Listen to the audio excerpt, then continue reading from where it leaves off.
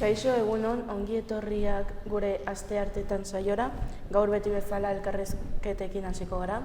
Kaixo Inigo, zer prestatu deguzu? Kaixo egunon, gaurkoa Nerea Arrebollo etorri zaigu gurera eta bi aurkezpen bat jarriko dizuegu. Gaurkoan Nerea Arrebollo dago gurekin. 18 urte dituen batxilergoko ikaslea eta futboleko arbitroa. Txikitatik futbolean aritu bazen ere gaur egun epaile lanetan aritzen da. Kategoria femeninoan eta maskulinoan aritu da arbitratzen, eta kirol femeninoak dituen zailtasun ere pairatu ditu. Gaurkoan gurekin Nerea Arrebollo. Kaixo egunon, gaurkoa Nerea daukagu gunekin. Kaixo. Nerea. Galderekin hasiko gara.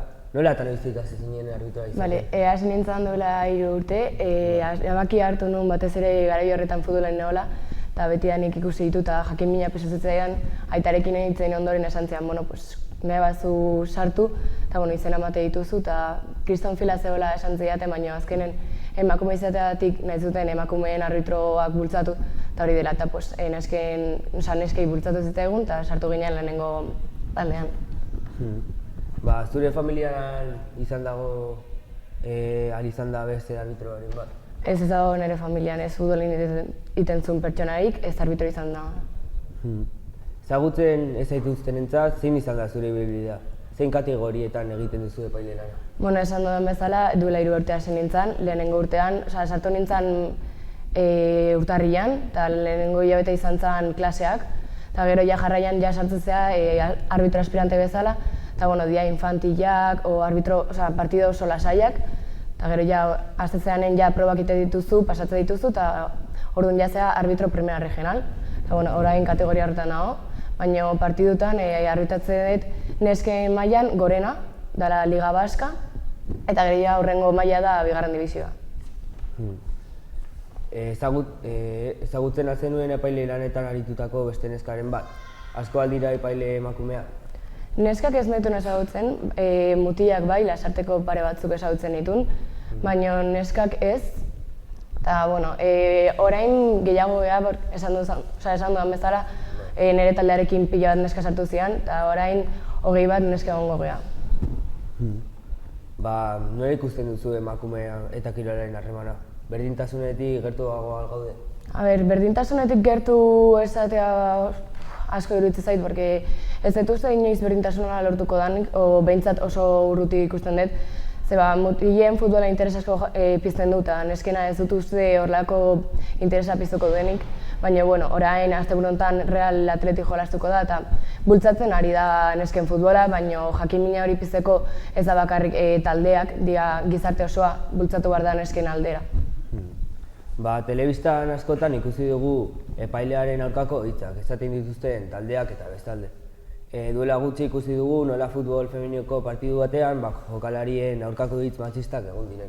Jasan aldituzu inoz horrelakorik publikotik edo jokalarien gandik? Zorionez hitz matxistak ez ditut jasan, ezagutzen dut Uxueren historia, ezagutzeko duzunik, baina Hernaniko futbol zelaian hitz matxista jasan zituen, esanez kitate la koleta eta olakoak, no vales para nada. Eta, zorionez, nik hitz matxistak ez ditu jasan, baina beti publikotik jasaten dituzu hitzak, inoiz ez duzulako guztientzat ondo egingo, baina, zorionez esaten dudan bezala matxistarik ez. Denoi bizitzan, bizipen onak eta txarrak tokatzen zaigu. Kasu honetan, arbitroen munduan zein da zure bizipen onena eta gogorrena? Onena izan da dela hilabete bat, Ipuruan arbitratzea. Jolastu zen partido amistoso bat eta Eibar eta Osasunaren artean, eta egon nintzen lehenengo asistente bezala, eta niretzako lehenengo dibizioko zelai baten egotea impresio asko ematen du, eta zelaia oso betea zen. Eta txarrena, esango nuke hasi nintzanean oso gogorra izaten alako, batez ere eramaten dezulako partiduko momentu txarrak etxera, eta etxean ni beti negoen plan, hau gaixi egin dit, hau gaixi egin dit, eta azkenen kontziditzen du ezagutzen dituzuela arbitratzen dituzuenak, eta festa baten ikuste dituzu nola zuri behiratzen dituzu, pixkat gaixi, eta azkenen hasierako hilabetetan oso gaixi pasan nuen horregatik, ezagutzen ditulako ze jende arbitratzen nuen, eta badakit kritika txarrak egon ziala. Zer izango zenioke zure berdina egin nahi duten norbaiti?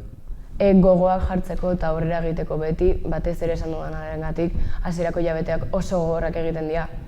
Azkenen kritikak egon hartu behar dira, baina zure bizitzan laguntzen dizu kritikak egon hartzen, así que esango nioke gogoak jartzeko eta aurrera egiteko. Badakizunez, eskola batean gaude, zer oroitzapen dituzu eskola garaiaz edo? Eskola garaiaz asko ditut, oso txikitatik hasi nintzen eskola honetan. Baina, honenak laugarren DBH, zuen maila, batez ere pila bat ekitaldi egiten dituzulako, azkeneko urtean klasearekin egongo ezalako, batzuk grado medio egingo dute, beste batzuk batxiller, eta ja batxillerren ez daude lagunekin horren denbora pila. Eta azkenen, niretzako jaialdia izan zen momentuiko horrena, eskolan, ekitaldi asko egiten dira, asko prestatzen dira, eta zure lagunekin, zaude. Eta zer izango zenioke DBH lauko ikasei? Esan dudana, aprobetxatu momentua, lagunekin egon, batez ere batxillerren ez zaudelako pentsatzen lagunekin egotea eta disfrutatu, eta batxillerra ez dara horren gogorra. Honekin bukatzen dugu, ni aske Nerea eta agur. Agur. Hauxe izan da gure elkarrizketa, eskerrik asko Nerea eta Inigo, eta orain dakizuenez klasean beti eroberriak egiten ditugu, eta gaur Andreak 3 eroberri ekarri digu. Kaixo Andrea, zer prestatu diguzu? Kaixo Maite, lehenengo eroberria da Kordobako unibertsitate batean kotxeko motorrak almendrekin aritzea lortu dutela, eta hori dela gutxi eta kotxearen errendimendua 60% hobetu egin dela. Bigarren eroberria Motel City and Pet Wolfish izeneko tresna bat asmatu dutela txakurra selfieak egiteko. Eta dela kamera dagoen lekuan, pintza batekin janari, txakurrei gustatzen zaio janaria hor jartzea eta horrela txakurrak adi daude. Zelako bitxikeria? Bai.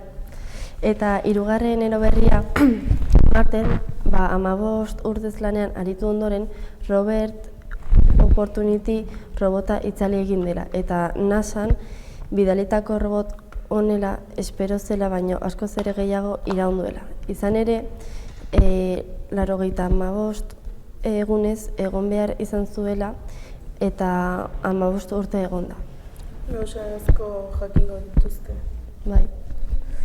Hauxe izan da gure eroberriak eta eskerrik asko entzutagatik eta hurrengo astera arte.